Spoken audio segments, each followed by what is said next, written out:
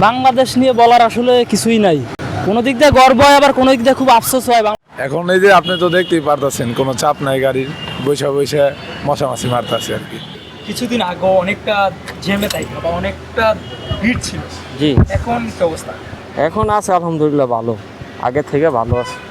এখন নিয়ে নিলাম সাথে সাথে। হ্যাঁ, তেলের তো সংকট নাই, এখন ট্যাঙ্কি ফুল করে নিচ্ছেন কিনা? ট্যাঙ্কি ফুল করে নিতেছি। ওই যে বাড়িতে যাই আসি তো, গাজীপুর গ্রামের বাড়ি, ওইখানে গেলে আইলে ওইখানে আবার পাম্পে তেল পাওয়া যায় না সচরাচর, এদিকে পাওয়া যায়। না আগের বয়টা কাজ করে? হ্যাঁ হ্যাঁ হ্যাঁ, আবার ওই যে পুরো টাঙ্কিতে জং পুড়ে গেছে, তেল পাই না, গাড়ি ফালাইতেছি। আগে কোন বয়টা সবচেয়ে কাজ করে বেশি? আগের থেকে ওই যে তেল যদি আবার সংকটে পুরা যায়। কেই তো আইলাম আর নিলাম।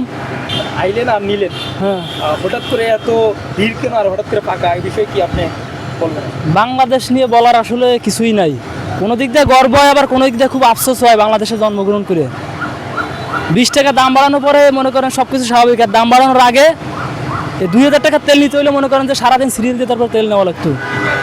এখন এই যে আপনি তো দেখতেই পারতেছেন কোনো চাপ নাই, গাড়ির বৈশা বৈশা মশামাছি মারতেছে আর কি।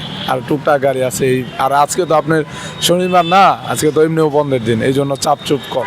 কালকে আবার বোঝা যাবে কি অবস্থা। বাড়ার কারণে মানুষ কম আসে, তেল নিতে কম আসে।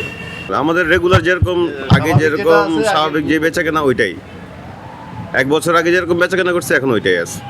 তেলের দামটা বাড়ায় দেওয়ার পরে এখন মানুষ যে তেলটা নিয়ে স্টক করছে এগুলি এখন ব্যবহার করতেছে খুব সম্ভবত। আর বৃষ্টি বাদল হয়েছে, এদিকে একটা আছে ঝড় তুফানে 4-5 দিন ধরে। স্বাভাবিক আমরা যে আগে যে বেচা কিনা করতাম এখন ওইভাবে আছে। এখন যে ঘরে বসে রয়েছে 3 জন, তখন ওদের সাথে আমরাও কাজ করতাম, এই আর কি একটু প্রেশার পড়ে গেছিলো বেশি।